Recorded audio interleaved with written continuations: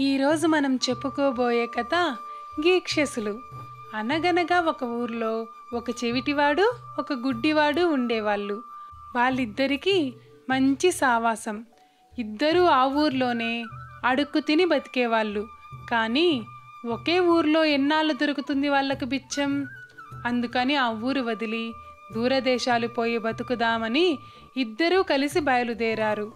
దారిలో గుడ్డివాడు చెవిటివాడితో, ఇదిగో చెవిటి మామ, మన ఇద్దరం ఒక మాట మీదికి వద్దాము. నేను విన్నదల్లా నీకు చెప్తాను, నువ్వు చూసిందల్లా నాకు చెప్పు. మనకు దొరికిందల్లా చెరిసగం పంచుకుందాము అని అన్నాడు. చెవిటివాడు ఎగిరి గంతేసి సరేనన్నాడు. కొంత దూరం పోయేసరికి గుడ్డివాడికి గాడిద అరుపు వినిపించింది. ఇదిగో ఇక్కడ దగ్గరలో ఎక్కడో గాడిద ఉంది, దాన్ని తీసుకెళ్దామా? మనకు ఏది దొరికినా దాని మీద వేసుకోవచ్చు అని అన్నాడు. చెవిటివాడు గుడ్డివాడు చెప్పిన దారిలోనే పోయాడు.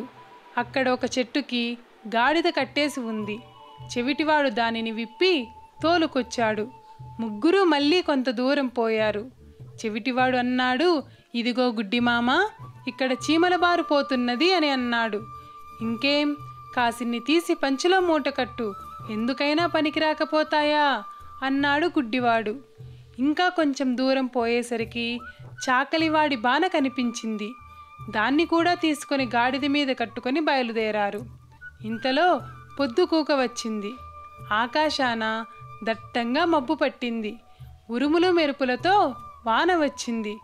దగ్గరలో ఏది కనపడినా చాలు, అందులో తలదాచుకుందామనుకున్నారు ఇద్దరు. అలాగే కాస్త దూరం పోయేసరికి పెద్ద మేడ కనిపించింది. అదిగో పెద్ద మేడ అన్నాడు చెవిటివాడు. అయితే నా చెయ్యి పట్టుకు పరిగెత్తు, నా చెవులు ఉరుముల మోతకు పగిలిపోతున్నాయి అన్నాడు గుడ్డివాడు. నాకు ఉరుములంటే లెక్కే లేదు, మెరుపులతో నా కళ్ళు పోతున్నాయి అన్నాడు చెవిటివాడు. ఎందుకు మామ మనిద్దరం ఊరికే వాదించుకోవటం, త్వరగా కొంపకు చేర్చు, తడిసిపోతున్నాం అన్నాడు గుడ్డివాడు. ఇద్దరూ ఆ కటిక చీకట్లో తడుస్తూ ఇంటికి చేరుకున్నారు. గుడ్డివాడు ఆ ఇంటి మెట్లు, తలుపులు, గడియారాలు చూసి, ఇది ఎవడిదో రాక్షసుడి కొంపలాగా ఉంది, మనం ఇంకో చోటికి పోదాము అని అన్నాడు. చెవిటివాడికి భయం వేసింది. కానీ ఎక్కడికి పోతాడు? ధైర్యం తెచ్చుకొని, దీంట్లోకే పోదాం పద గుడ్డిమామ, రాక్షసి వస్తే నేను జవాబు చెప్తాను అని అన్నాడు. ఇద్దరూ బలమంతా ఉపయోగించి తలుపు నెట్టి గాడిదను లోపలికి తోలి మళ్ళీ తలుపు బిగించారు. లోపల రాక్షసి లేదు, గీక్షసి లేదు. వాళ్లకు బాగా ఆకలి వేస్తున్నది. అన్నము, కూరలు, పళ్ళు పెట్టి ఉన్నవి. గాడిదను స్తంభానికి కట్టివేసి ఇద్దరూ కూర్చుని అన్నమంతా మెక్కారు. కడుపు నిండేసరికి వారికి నిద్ర వచ్చింది. గురక పట్టడం మొదలుపెట్టారు. ఇంతలో ఎక్కడో తిరగడానికి పోయిన రాక్షసుడు వచ్చాడు. తలుపులు బిగించి ఉండేసరికి వాడికి కోపం వచ్చింది. ఎవడ్రోయ్ లోపల, తలుపు తీస్తారా లేక మిమ్మల్ని పచ్చడి చెయ్యమంటారా అని కేక వేశాడు. ఆ కేకతో గుడ్డివాడికి మెలకువ వచ్చింది. గజగజ వణుకుతూ చేతితో చెవిటివాడిని లేపి, విన్నావా కేక, రాక్షసుడు వచ్చాడు అని అన్నాడు. నాకు వాడి కేకలంటే లెక్కలేదు, నువ్వు ఊరుకో, నిన్ను జవాబు చెప్తాను అని చెవిటివాడు రాక్షసుడిని దబాయించాడు. ముందు నువ్వు ఎవడిపోయి హాయిగా నిద్రపోయే వాళ్ళని వచ్చి లేపుతావు అని అన్నాడు. నేనా? రాక్షసుడిని, ఇది నా ఇల్లు, తలుపు తీయకపోతే మీ ప్రాణాలు తీస్తాను అని అన్నాడు రాక్షసుడు. నువ్వు రాక్షసుడివైతే మేం గీక్షసులం, ఏమనుకున్నావు? మేము రోజు అన్నంలో రాక్షసులనే తింటాం అన్నాడు చెవిటివాడు బిగ్గరగా. రాక్షసుడికి ఆశ్చర్యం వేసింది. ఏమిటి, మీరు రాక్షసుల్ని తినే గీక్షసులా? ఏది పొట్ట చూపించండి, నేను నమ్ముతాను అన్నాడు రాక్షసుడు. అయితే కిటికీ దగ్గరికి రా, చూపుతాను అన్నాడు చెవిటివాడు. రాక్షసుడు కిటికీ దగ్గరికి వచ్చేసరికి గుడ్డివాడు చాకలి బాన తీసుకుపోయి కిటికీకి అడ్డంగా పెట్టాడు. రాక్షసుడు ఆ బాన తడిమి చూసి, అమ్మయ్యో ఎంత పెద్ద పొట్ట, అయితే బాబు మీ తలకాయ కూడా చూపుతారా అని అడిగాడు రాక్షసుడు. గుడ్డివాడు గాడిదని లాక్కువచ్చి కిటికీ ముందు నిలబెట్టాడు. రాక్షసుడు గాడిద తల చూసి బాబోయ్ అనుకున్నాడు లోపల. కానీ బయటికి కనపడనివ్వకుండా, బాబు మీ అరుపు కూడా కాస్త వినిపిస్తారా అని అడిగాడు. గుడ్డివాడు మూటలో ఉన్న చీమల్ని తీసి గాడిద చెవిలో పోశాడు. గాడిద తల అల్లల్లాడించి బిగ్గరగా చెవులు పగిలిపోయేటట్టు వంట పెట్టింది. పాపం రాక్షసుడికి హడలు పుట్టి అర్ధరాత్రి అడవిలోకి పారిపోయాడు. రాక్షసుడు పారిపోయినాక గుడ్డివాడు చెవిటివాడు అబ్బా బ్రతికిపోయాము అనుకున్నారు. ఇంకా అక్కడే ఉంటే మళ్ళీ వస్తాడేమో అని వాళ్ళకి భయం వేసింది. అప్పటికి వాన ఆగింది. మబ్బులు పక్కకు పోయాయి. వెన్నెల కాసింది. చెవిటివాడికి ఆ ఇంట్లో ఒక మూలాన ఏదో గుట్ట కనపడింది. దగ్గరికి పోయి చూశాడు. వెండి బంగారు నగలు నాణాలు ఉన్నాయి. చెవిటివాడు గుడ్డివాడికి మాట చెప్పి అవి అన్నీ 4 మూటలు కట్టి 2 మూటలు గాడిద మీద, మిగతా 2 మూటలు చెరువు ఒక్కటి ఎత్తుకొని ఆ రాత్రికి రాత్రే బయలుదేరి వెళ్ళారు. ఇంకో పక్క రాక్షసుడు పరిగెత్తుతూ రొప్పుకుంటూ వాళ్ళ మామగారి ఇంటికి పోయి పడ్డాడు. ఈ సంగతంతా మామకు బావమరుదులకు చెప్పాడు.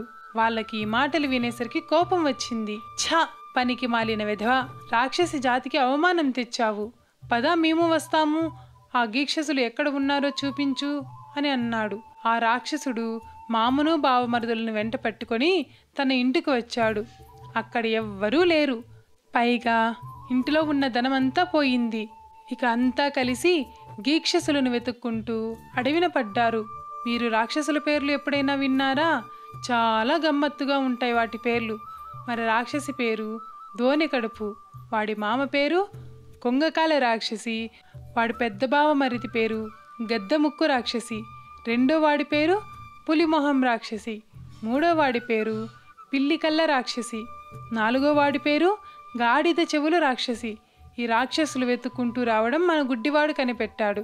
వాడు చప్పుడు విని, చెవిటన్నా, రాక్షసులు మన వెంట పడ్డారు.